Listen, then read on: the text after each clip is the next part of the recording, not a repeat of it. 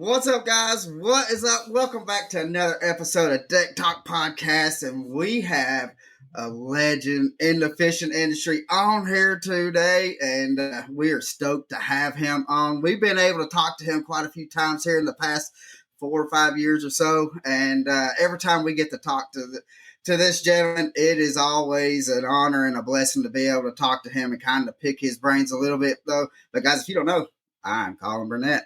And I'm Norman Lee, and that's right, Colin. We are super stoked about having this man on. But first things first, we had to take care of some business as always. This episode is brought to you by Bruiser Baits. Baits made by fishermen for fishermen, family owned and operated with one goal in mind: to continuously strive to produce the best premium quality baits that are proven to put fish in your boat day in and day out, helping the beginner angler catch more fish and the seasoned tournament angler put more cash in the pocket. From soft plastics to jerk baits, crankbaits, flat out tensile weights, apparel, and a whole lot more. Fish the best baits made right here in the USA. Check out their full selection of baits, tactile apparel, and accessories at www.bruiserbaits.com. Don't forget, make sure to use our discount code, our promo code DECKTALK10. Man, Colin, we both have been excited about having this man on, but first things first, let's give him the introduction of all introductions that this man well deserves. All right, our guest tonight, well, we can sum up his career with one simple word: legendary. After 15 years competing on the FLW Tour, amassing over $3 million in career earnings, winning the coveted Forest Wood Cup Championship in 2011, and the Angler of the Year title in 2015. In 2020, he decided to follow his heart and his dream to the Bassmaster Opens and qualified for the 2001 Elite Series, where he set out for the quest of taking care of some unfinished family business and making the handoff that the entire fishing world can't wait to witness. Between FLW and Bassmasters, he has stood on stage as part of the top 10 an amazing 52 times and has been the last angler standing on Championship Sunday a remarkable 9 times. This past February, he pulled off something special that no one has ever seen before, setting record after record, dialing his electronics in to go wire to wire, winning the Bassmaster Open on Lake Okeechobee, the same location his dad won the Bassmaster Florida Invitational a mere 33 years before.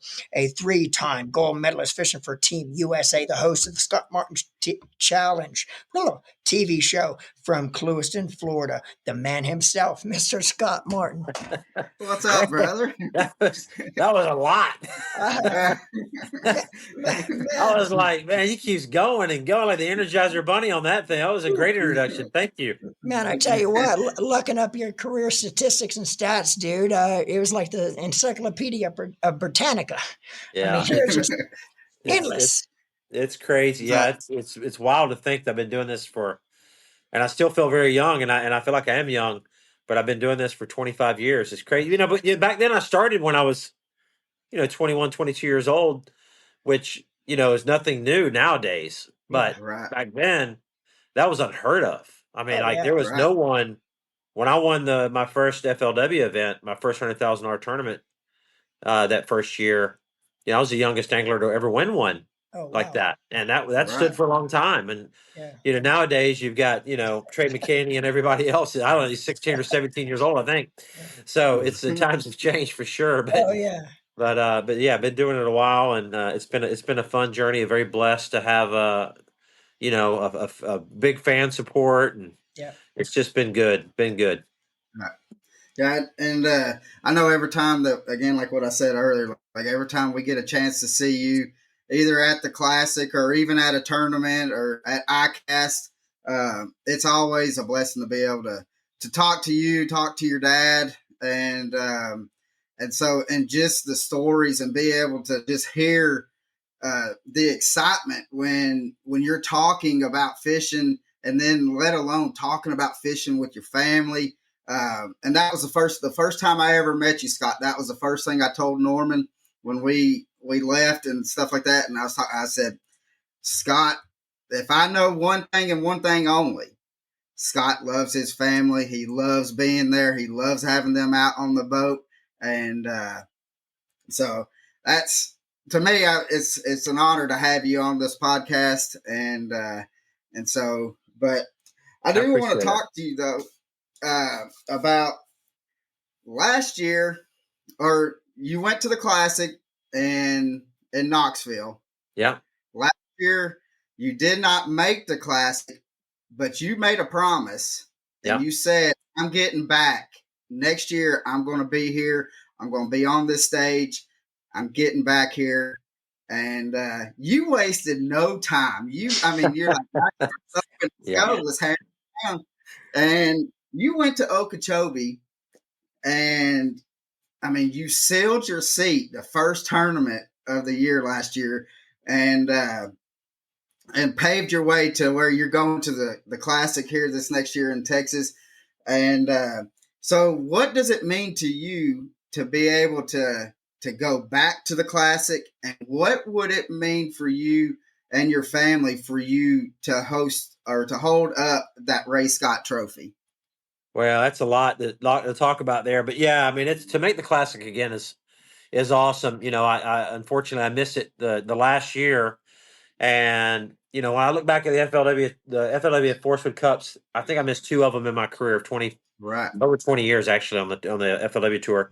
I missed two, and so I missed this one or the last year's one. So that's one, and I've been over three years. In my fourth year now. So to make it, it's a lot harder to make the Bassmaster Classic these days for sure. I mean, there's less slots obviously available, right, and these guys are the best of the best fishermen. I mean, it's crazy right, the way back 20 years ago, I felt like I had a little bit of advantage at times because I could unlock some new techniques or some new technology that not everybody was really taking advantage of. And now, it's pretty even across the board. Everybody's as right, good at every technique as they've ever been. Back then it was like that Denny Brower, Jimmy Houston, Hank Parker mentality where Hank was known for a spinner bait, Jimmy was known for a spinner bait, Denny Brower is known for flipping a jig. And these guys back then right, when I fished, they pretty much stuck with what they were good at. And so they didn't do great in every tournament because it wasn't set up for them. So they would right, just kind of have to do the best they could. Versatility is king now. And so these guys catch them every single tournament, and so it's harder. So again, going back to that, it's amazing to be able to qualify again. When I was able to fish the Bassmaster here on Okeechobee, it was I couldn't believe it. It was just such a special week, for so many reasons. Winning that here on my home lake, I love this lake so much. I'm fighting for the health of the lake all the time, trying to do what I can to get this lake back in shape like it used to be back 20 years ago. And I just felt a very special connection that whole week here with the lake, truly. right, And to have that opportunity to try to do something special, like you said, my dad won that same tournament and held up that same trophy in the same right. parking lot 33 years before, which was unbelievable to think that, man, that's the last time they were in Clewiston. And, Mm. but yeah, what a special week, I knew I didn't. Let me rephrase that. I didn't know I was going to do that good. I thought I was going to do okay. I mean, I prepared well. I had a pretty good practice. But man, I tell you, tournament fishing. Every tournament that I've ever won, I've won really 10 big tournaments now. Um, and I look back at all those victories, and they're all special in their own way. This one to me is almost the most special. The one at Okeechobee. But I look back at every term I ever won, and it really boils down to some small decision that you make that changes the trajectory of that tournament. Sometimes it happens in practice. Sometimes it happens during the tournament. It's never some big thing. It's never this big like in practice. You see things big, but you really have to break them down to small little decisions and details to Right, really separate yourself, because the big stuff, everybody's getting the big stuff. Everybody's understanding that I need to do XYZ, the big pattern, the big thing, the normal, this end of the lake, etc. But that's very rarely what wins a tournament. It's always the little changes and little things that you do, extra preparation, paying attention to something, following your gut. And those were all the things that happened in this tournament for me, to literally the last day of practice, which we had to be out the water at noon to go to the meeting. And I had an idea that if I didn't find anything real major, I would fish that area that I won the tournament in. I was going to fish that area anyways. I have a lot of history in that zone, but I didn't have necessarily like here's where I want to fish exactly in this spot. I was just going to pull in there like normal and just fish around and try to outfish and just maneuver around and see what happens. But I thought Right. to myself, let me tell you, it was like 11 o'clock and I was about 10 miles away. I said, let me run up there real fast. Everybody's off the water. I didn't want to pull in there, with everybody around. Everybody's off the water for the most part. Let me run up there real quick at 11 o'clock. I got there at 11:10. They had to be off the water at 12. And let me just see if I can get comfortable where I want to start. And I put the trolling motor down, and within the first 4 or 5 casts, I had a bite, and I shook it off, and it felt giant. It felt big, and I thought, wow, okay.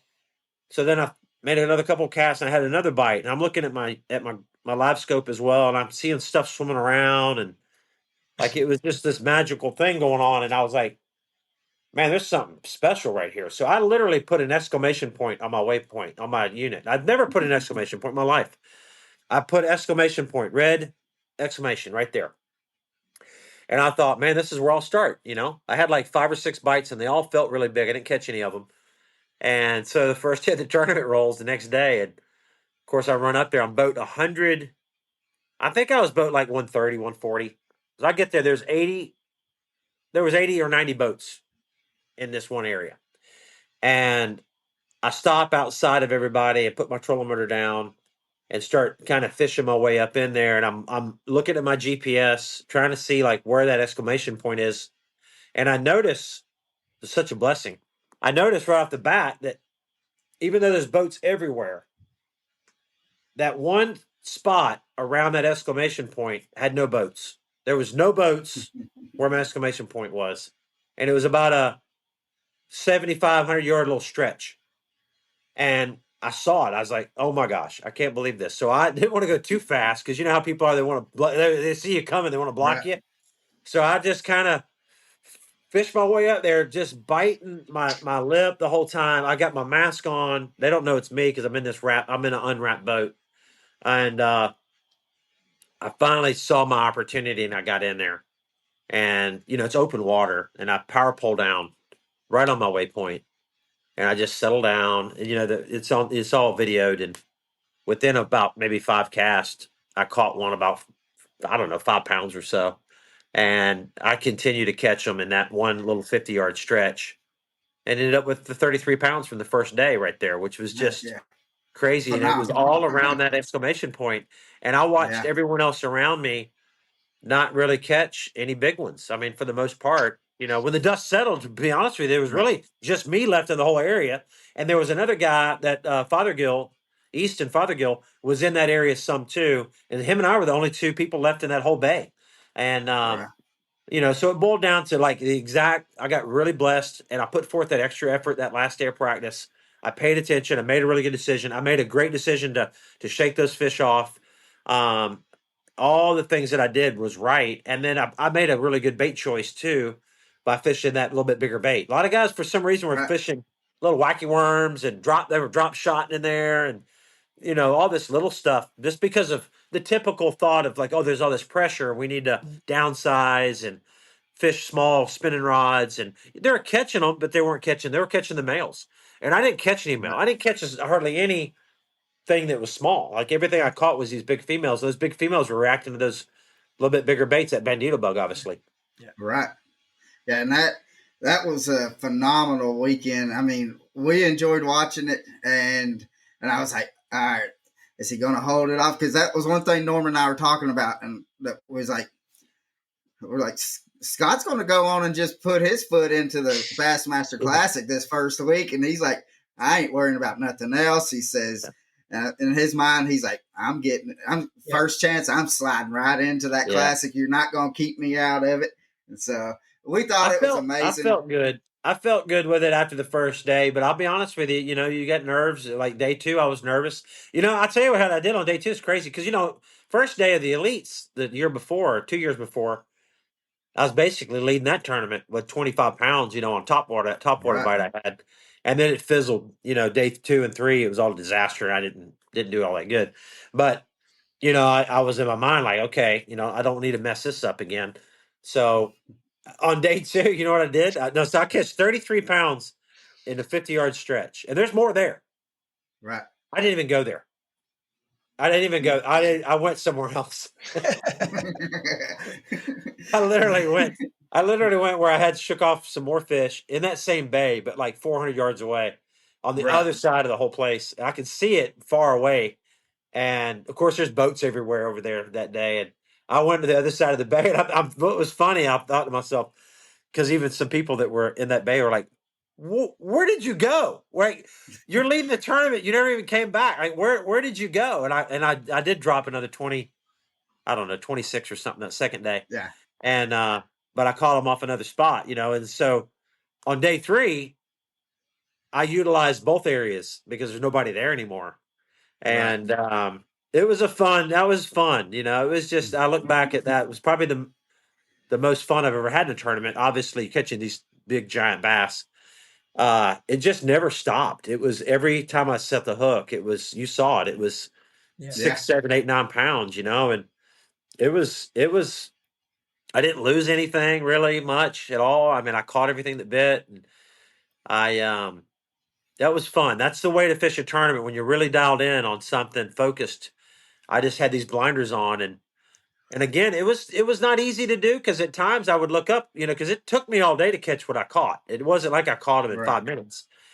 And I'm watching all these people setting the hook every 5 minutes on 2 pounders and 2.5 pounders. And in my mind, I'm thinking, well, maybe it would be good to catch a few small ones, but I never put it down. I just kept fishing that big fish pattern, and Yeah. I'd scratch out 5 big ones in the day. And the other reason you don't want to catch all those males in the area because you want those males to draw those females in. If you stick a Yeah. hook in a bunch of males and mess them all up, I had my little zones, and everybody kind of had their zones in there.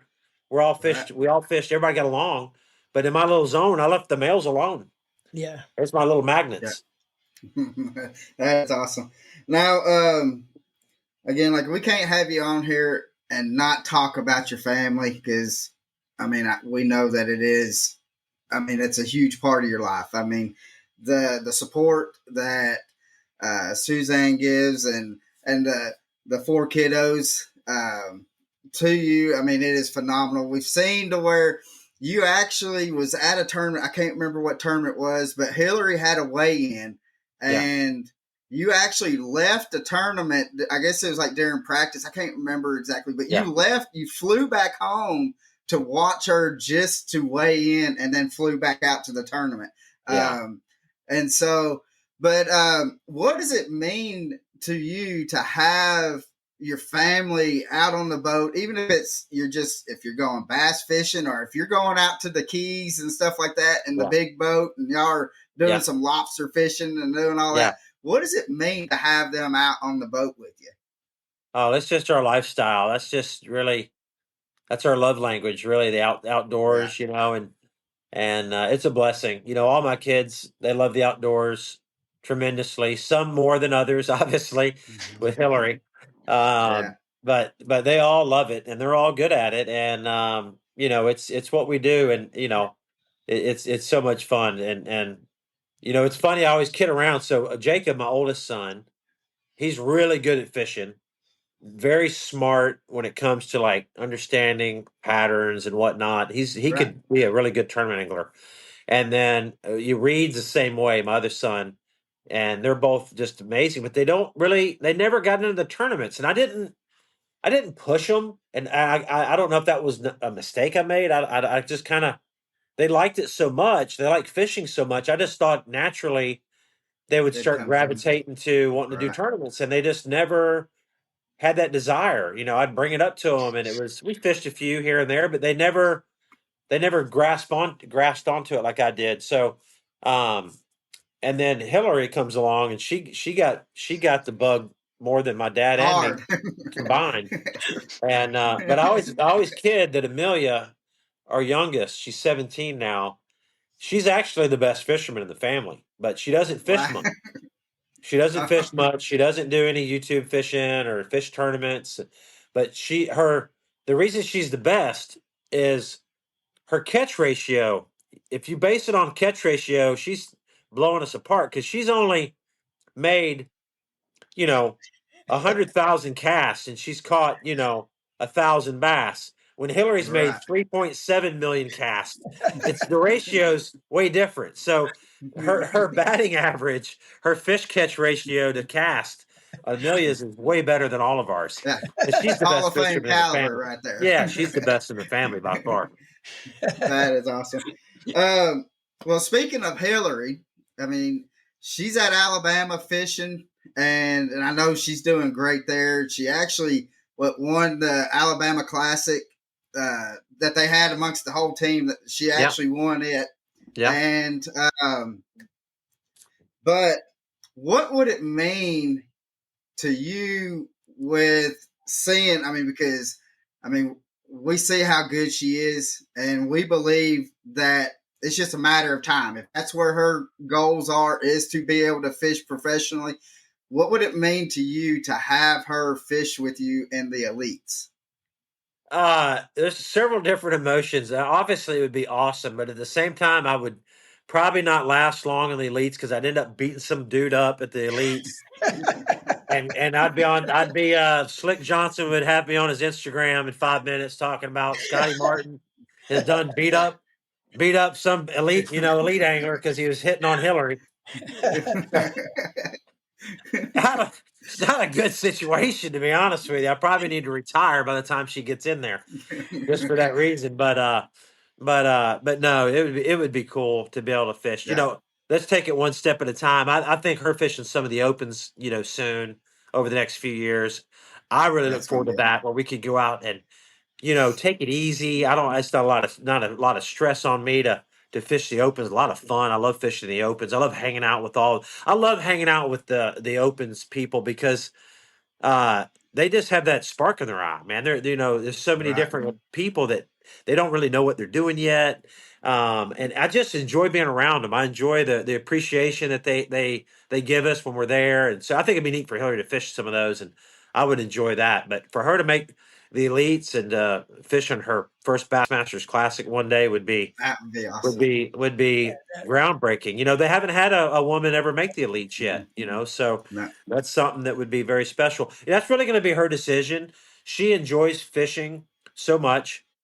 She enjoys making content a lot, and she loves fishing tournaments. yeah, So we're going to let her make that decision. But Hillary's, I think her biggest value is her true passion for the sport, Yeah. and that's really what it is. At the end of the day, she has a true love and passion for the sport, and a true love to uh, educate and show women of all ages how fun yeah, fishing can be. Yeah. And so, if she does that on the elites, that's great. But she very well may decide that she just wants to stay in the media side of things and fish opens and fish some random tournaments here and there right. and get involved that way as well, which I think should be a great asset to our sport going that route. So Yeah, whether it's very the much. elite route and doing the hardcore tournaments, or is it the just keep growing the sport route and the Yeah. demographic for women and kids and doing that, where is she most valuable? What does our industry need is where I think she's going to fall. Right. Right. Yeah, and I think and just watching your channel and watching her channel over, I mean, I've watched your channel for I guess for the past 10 years or whatever, however long that you've had it going. I've been watching and then but watching All her the way from the start very her beginning of my tuna fish video that I made my tuna video. It was my first one. but we to watch her progress in fishing um really I think, and you kind of hit home to it. It proves that you don't have. This is not a male form or male sport that Right. you can be a female because as soon as that boat blasts off, the fish doesn't know if that what's on the other end of that line is a male or female. It's That's right. Oh yeah. probably fishing is the most level playing field that you can be on, Yep. to where it's just you and the fish. And she's shown that women can compete. I mean, Oh she's yeah. done a phenomenal job with doing that, and it's not that she's really trying to push like women fish, fish, fish, but just how she presents herself and how she goes about her daily business with that just shows like all the women like, well, if Hillary can do it, then I can give my best and I can go out there and do it as well. Oh yeah, absolutely. You know, she proves that every day for sure. And Yeah. like I said, she truly loves the sport of fishing, and that's she's got the bug more than me and my dad. Honestly, put Right. together, it's just crazy. So, I remember a story that I tell people all the time. It kind of will put in perspective how much she loves fishing. We went fishing on Okeechobee. This was probably 6 or 7 years ago. She was probably, well, she's 18 now, so maybe she was like 12 or 13 or something. And we took her on the lake all day. We were only going to fish for a few hours, and we got up on the north end of the lake, and the fish weren't biting great, but we were catching a few big ones, and she was having a hard time getting a bite. It was just one of those days where she just was casting out swim baits in the lily pads and just not happening. Like I'd get a bite, my dad would get a bite. My dad was with us, and it got hot. We've eaten all the snacks in the boat. We've drank all the waters in the boat, and by now it's blazing hot. We don't have sunscreen. She's got a sunburn.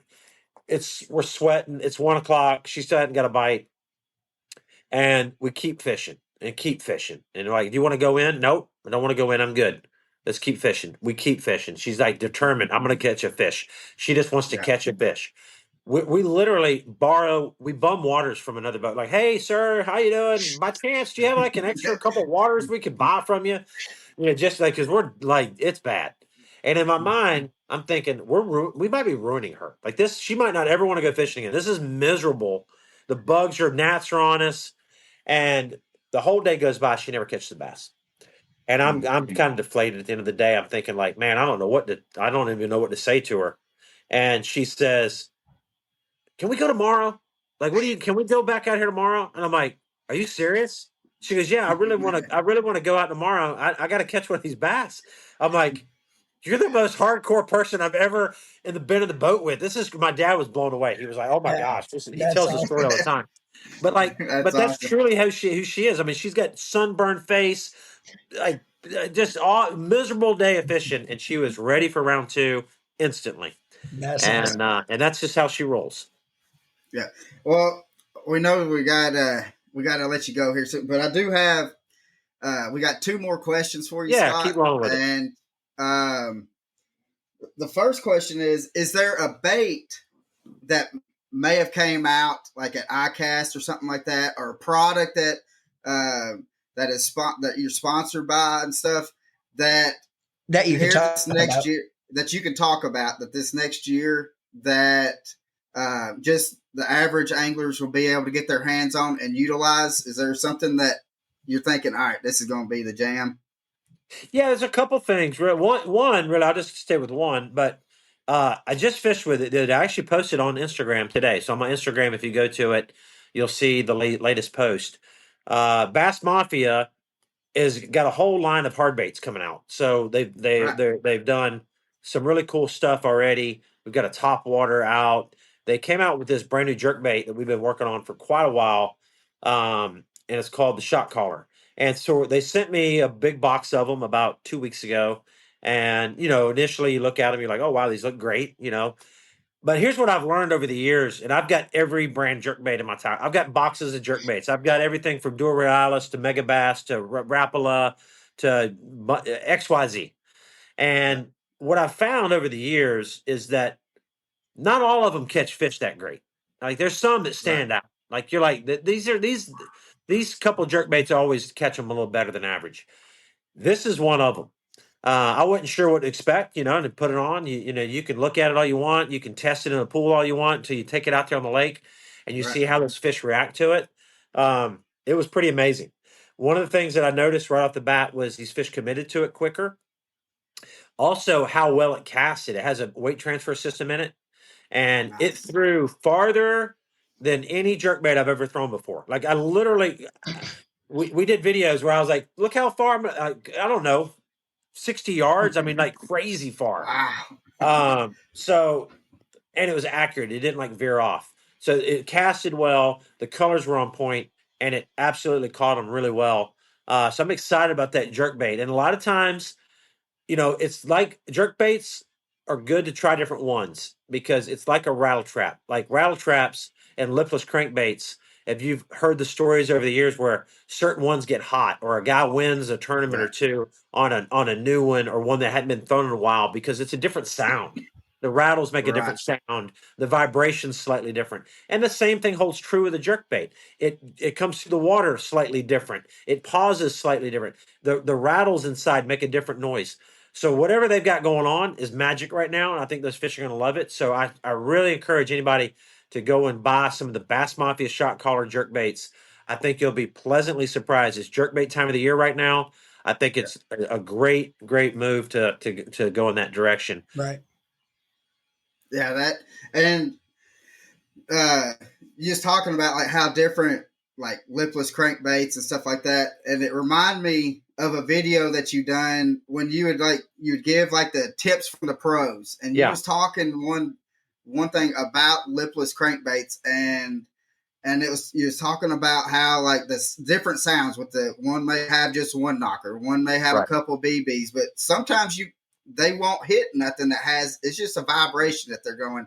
That's And right. so you need a silent, and you drill that hole Yeah. Yeah. through it and done what is it, The the foam. The foam? foam. Yeah. Yeah. And so I've actually utilized that, and I've sent people over, and they're like, "Where'd you learn that?" I said, "Scott Martin has That's videos on cool. all this stuff that he's," and That's so cool. I have used that on Chick a whole lot, Good. and so it really is. So, but right now we've got 1,200 people watching on 9 different platforms, Scott. Oh wow, So man, that's good. I That's cool. I want to. I'm going to put all of the links and stuff for Scott in the description, guys. And we need y'all to go. If you're not following him, one, if you he gives out information that is phenomenal, and so it's a learning opportunity to watch and be able to watch him fish. And a lot of the stuff that he also gives is kind of comical. And so, but so go check him out. And but with that being said, we didn't Hey, really get to. I did want to finish one question that you had asked me Oh, at the beginning, yeah, and I'll take this extra time to address it because it is important, and I know a lot of people are pulling for me on this deal. But what it would mean to win the classic? We talked yes, about making the classic. My dad fished Bassmaster for, I don't know exactly, 40 years. right, And that's the one title that evaded him, obviously. Yeah. He finished second a few times and had, hearing the stories from him, there's several of them that he felt like he had a chance to win. Um, so for me, there's 2 more things left on my bucket list. One is to hold up a blue trophy. And number 2, most importantly, is win the Bassmaster Classic, hold that trophy up. That would be the ultimate for me. And that would complete every single thing that I've ever dreamed about doing.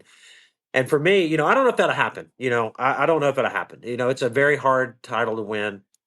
right, My dad chased it for years. I'm going to chase it as long as I can. And but man, if I won it, it'd be pretty magical. It'd be a mic drop of all mic drops. And right, that's a fact. Yeah. So yeah, it'd be good. It's I want to do it while he's still around. I want to do it when my mom's still here. My mom's, battling some memory issues right now, so yeah, I'm really glad she got to be a part of the Okeechobee win and got to see that. Yeah. So it'd be nice to be able to pull off something for pops. He put a yeah, lot of many years, decades into this sport. So to be able to win that would be unbelievable. It'd be a true blessing. yeah. And hopefully we can do that. Yeah. That's my main goal this year is to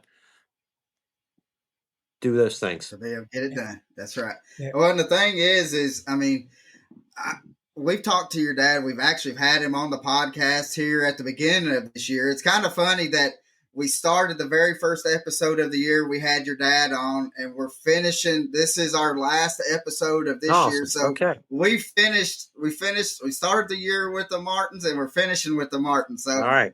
Good.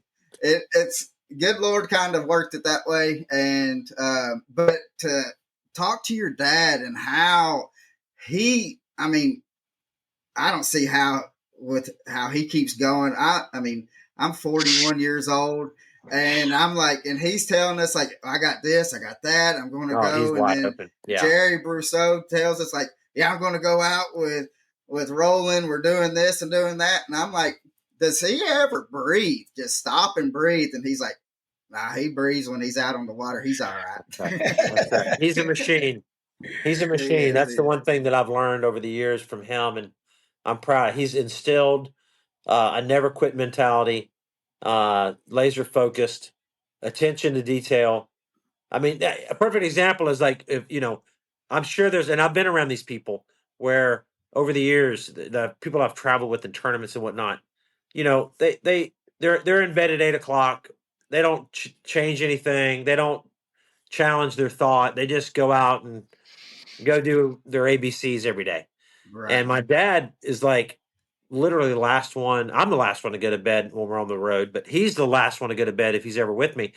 He's tinkering with rods and reels and redoing knots and just all these little things that just really make a big difference. He's Yeah. tweaking all the time, and even at this age, at 84, he's wide open. So he could fish a tournament still today and do yeah, well for sure. Yeah. for sure. So Scott, we got one last question for you, and then we're gonna let you go. Um, but I do want to say thank you again for coming on, You're welcome. and hope y'all have a Merry Christmas and a Happy New Year, Scott. And I can't wait to see what next year has bestowed for upon you, and especially at the Classic. We're going to be there. We'll run into you at the media day, and Okay. we'll do a little interview with you there. But Norman, take away the last question, brother. Yeah, Scott, and once again, we appreciate you coming on, man. It's been a pure pleasure. It always is when we get a chance to sit down and talk to you. And don't forget, we're going to be off next week. Wish everybody a Merry Christmas and a Happy New Year. And we will be back with another live edition on January 2nd. Our guest is going to be John Godwin with the Duck Dynasty, and our sponsor for that episode is going to be Cornfield Fishing Gear. But anyway, Scott, and we asked you this back in Knoxville a couple years ago on Media Day, but if you were to have one person in your boat to be able to fish with for the day, and this person could be passed away or still with us, who would that person be that you would want to fish with for the day, and why would you want to have them on your boat? That's a tough one because I would have to say my grandfather, and I'll show you why. Hang on, let me show you something. My grandfather, my mom's father, passed away when I was 7, so I never really got to go fishing with him. I mean, I may have Right. went bluegill fishing. I don't remember fishing with him, but he was part of the Pauls Valley Bassmaster in That's Oklahoma. Oh, awesome. Look at wow. this old jacket. Look That at is this old Wow. jacket awesome. with patches on it, Yeah. man.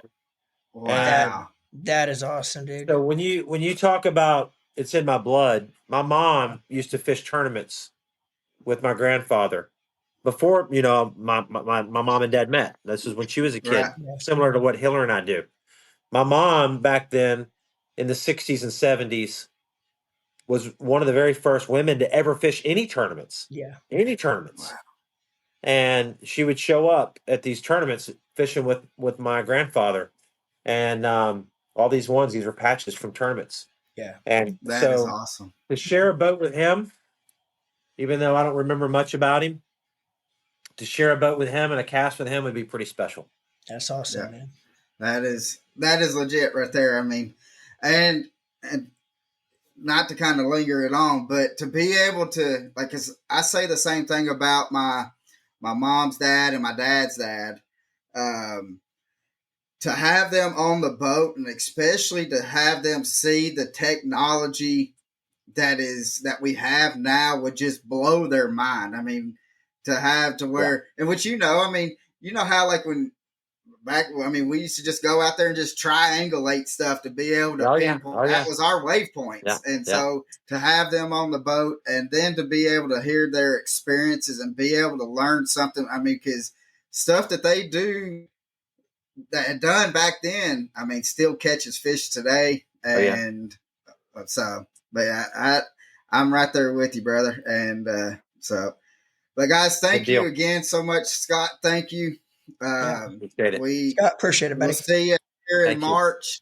And so, but guys, make sure you go check out Scott's. We're going to put his links and stuff, all the links in the description. Go check him out. Hope you'll have a Merry Christmas and hope you live the passion, guys. See y'all. See you guys.